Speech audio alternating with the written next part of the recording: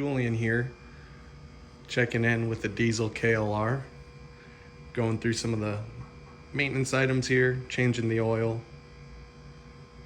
The oil drain plug is a 17 millimeter. It's not magnetic, so that might be something that you would look into changing out once you get one of these. Just a quick tip, make sure you can get the oil filler cap off before you drain the oil so that you don't strand yourself. But one thing to note is that the oil drain plug is right here underneath the skid plate. So it's different than the standard Kawasaki location, which is underneath right in the middle.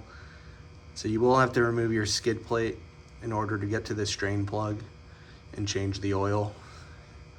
The other thing I'm finding is that you will have to rock the bike a bit to get all the oil out, just because it's so tilted on this stand.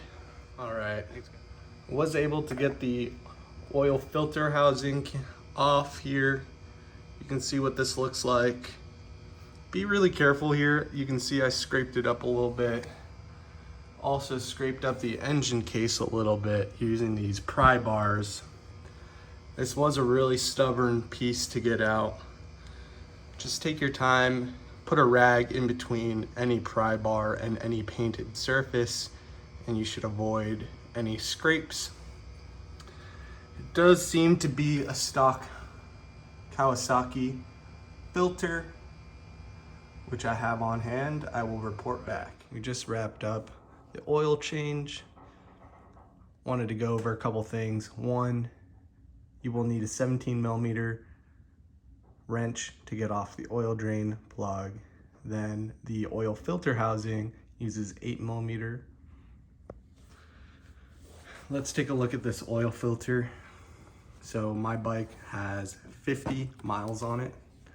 So it's brand new. The oil filter looks brand new. Probably didn't need to change this, but I do see a few flecks, maybe some metallic flakes in there. Who knows how old this one was.